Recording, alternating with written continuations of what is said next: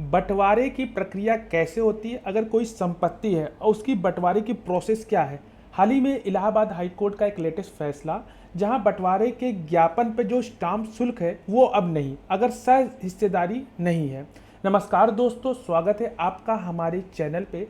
आज हम लोग बात करने जा रहे हैं इलाहाबाद हाई कोर्ट के एक महत्वपूर्ण फैसले के बारे में, जो कि स्टाम्प शुल्क और पारिवारिक बंटवारे से जुड़ा हुआ है। इस फैसले ने कोर्ट ने यह साफ कर दिया कि यदि बंटवारे के ज्ञापन के निष्पादन से पहले अगर परिवार के जो सदस्य हैं वह सह हिस्सेदार वो नहीं रहे तो उन पर स्टाम्प शुल्क लागू नहीं होगा। चलिए जानते हैं इस केस के मुख्य बिंदु। सबसे पहले जानते हैं केस का संदर्भ क्या है।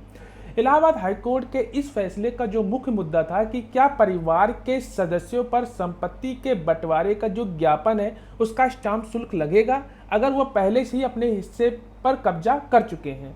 केस का जो नाम है वो सोमांश प्रकाश और 8 अन्य बनाम उत्तर प्रदेश राज्य का मामला।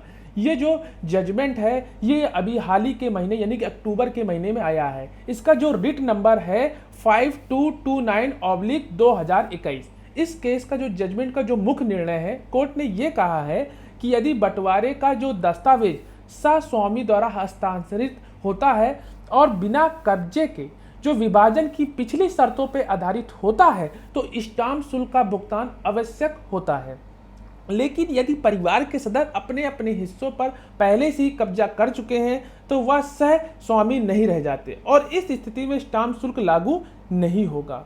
भारतीय स्टाम्प अधिनियम की धारा 2 का सब क्लॉज 15 कहता है कि इस धारा के तहत विभाजन दस्तावेज को परिभाषित किया गया है। इसमें सह हिस्सेदारों द्वारा किए गए विभाजन के दस्तावेजों पर स्टाम्प शुल्क की चर्चा की गई है। कोर्ट ने यह माना यदि स्वस्वामी द्वारा कब्जा पहले से लिया जा चुका है तो ज्ञापन पर जो स्टाम्प शुल्क का प्रावधान लागू ही नहीं होगा। इस केस में इंपॉर्टेंट बात यह कही गई। साथ ही कोर्ट का यह भी निष्कर्ष था कि हाई कोर्ट ने यह भी कहा कि मौखिक समझौते के तहत जो संपत्ति का बंटवारा पहले से हो चुका था और परिवार के साथ अपने हिस्सों पर कब्जा कर चुके थे, अदालत ने यह माना कि राज्य इस बात को साबित करने में असफल रहा कि ज्ञापन के निष्पादन की तिथि पर बंटवारा पूरा नहीं हुआ था।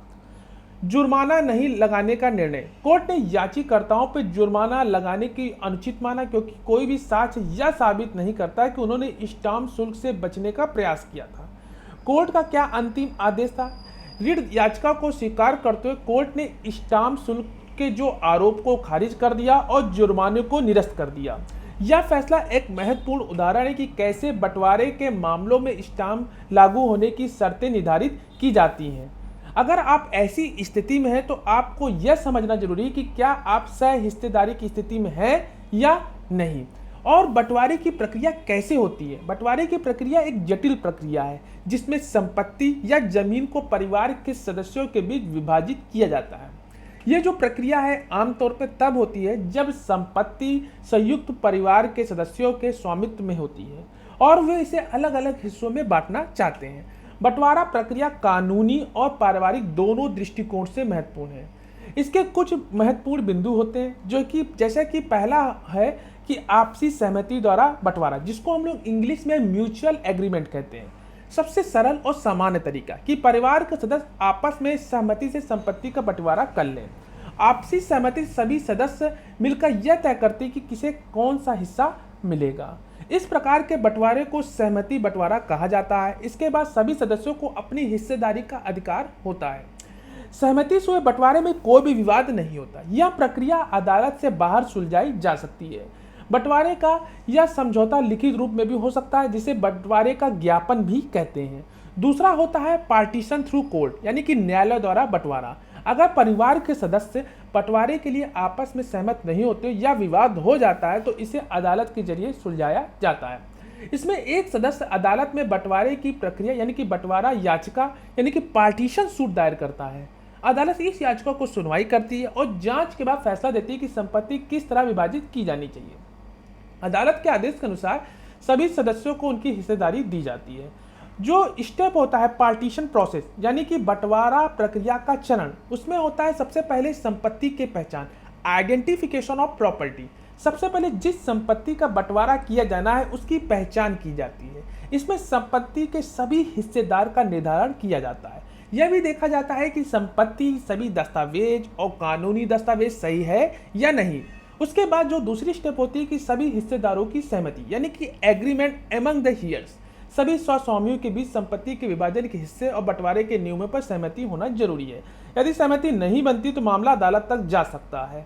फिर बंटवारे का दस्तावेज यानी कि पार्टीशन डीड जिसे बोलते हैं, अगर सहमति बन जाती है तो बंटवारे का दस्तावेज तैयार किया जाता है और यह दस्तावेज निर्दिष्ट करता है कि किस हिस्सेदार को कौन सा हिस्सा मिलेगा। इस दस्तावेज को कानूनी तौर पर रजिस्टर किया जाना आवश्यक है। इसमें स्टाम्प शुल्क का भुगतान किया जाता है यदि कानून रूप से लागू हो।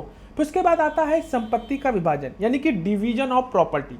एक बार बंटवारे का दस्तावेज तैयार और रजिस्टर्ड हो जाने के बाद संपत्ति को शारीरिक रूप से विभाजित किया जाता है। यदि संपत्ति अविभाजनीय है, जैसे कि एक घर में जिसे विभाजित नहीं किया जा सकता, तो संपत्ति बेचकर उसकी राशि को आपस में बांट लिया जाता है। फिर होता है कब्जा यानी कि पोजीशन। प्रत्येक हिस्सेदार अपने अपने हिस्से पर कब्जा कर लेता है। कब्जा होने पर बंटवारे की महत्वपूर्ण प्रक्रिया होती है क्योंकि यह सहस्वामित्व के अंत का प्रतीक होता है। उसके बाद संपत्ति का रिकॉर्ड परिवर्तन यानी कि म्यूटेशन ऑफ प्रॉपर्टी। बंटवारे के बाद सरकारी रिकॉर्ड में बदलाव किया जाता है। यह प्रक्रिया जो म्यूटेशन कहलाती है, जिसमें सरकारी दस्तावेज में सभी हिस्सेदार के नाम दर्ज किए जाते हैं। फिर होता है महत्वपूर्ण दस्तावेज यानी कि इंपॉर्टेंट डॉक्यूमेंट। बंटवारे का ज्ञापन जिसे पार्टीशन डीड बोलते हैं, यह वह दस्तावेज होता है जिसमें यह उल्लेख किया जाता है कि संपत्ति किस प्रकार विभाजित किया जा गया है। इस रजिस्ट्रार के सामने रजिस्टर किया जाता है। उसके बाद स्टाम्प ड्यूटी होती है। बंटवारे के दस्तावेजों पर स्टाम्प शुल्क का भुगतान भी किया जाता है। हालांकि इलाहाबाद हाईकोर्ट ने हालिया के फैसले के अनुसार अगर बंटवारे के दस्तावेज से पहले हिस्सेदार अपने हिस्सा का कब्जा कर चुके हैं तो स्टाम्प शुल्क लागू ही नहीं होगा। फिर अदालत का आदेश यानी कि कोर्ट का ऑर्डर होता है। यदि मामला अदालत में जाता है तो अदालत अंतिम आदेश सभी हिस्सेदार के हिस्सों का निर्धारण करता है। संपत्ति का विभाजन कब जटिल हो सकता है? यदि संपत्ति अविभाजनीय हो, जैसे कि एक मकान जिसमें बांटना मुश्किल हो, यदि संपत्ति किसी प्रकार कानूनी विवाद हो या किसी दस्तावेज में समस्या हो, यदि हिस्सेदार के बीच विवाद हो या वे समझौते पे नहीं पहुंचते हैं। फिर होता है मौलिक समझौते का मौत यानी कि ओरल सेटलमेंट। कभी कभी परिवार के सदस्य मौखिक रूप से बंटवारा कर लेते हैं, जैसे कि ऐसे मामलों में कोर्ट जाने की जरूरत नहीं होती। हाँ, हालांकि भविष्य में किसी विवाद से बचने के लिए मौखिक समझौतों को लिखित रूप से लाना बेहतर होता है। तो ओवरऑल जो कंक्लूजन निकला दोस्तों कि बंटवारे की प्रक्रिया को ध्यानपूर्वक कानूनी रूप से सही तरीके से पूरा करना जरूरी है ताकि भविष्य में किसी प्रकार का विवाद ना हो। यदि आप आपसी सहमति से बंटवारा करते हैं तो यह प्रक्रिया सरल है, लेकिन अगर विवाद हो जाता है तो अदालत की मदद लेनी पड़ती है। ओवरऑल ये आपको ये जजमेंट कैसा लगा तथा ये बात बंटवारे की प्रक्रिया का प्रोसेस कैसा लगा, हमें कमेंट बॉक्स में जरूर बताइएगा। और कोई केस से रिलेटेड कोई भी क्वेरी हो तो कमेंट बॉक्स में जरूर पूछिए या हमारे दिए गए व्हाट्सएप नंबर पर डायरेक्ट हमसे कॉन्टैक्ट भी कर सकते हैं। मिलते हैं एक नेक्स्ट वीडियो में, तब तक के लिए धन्यवाद।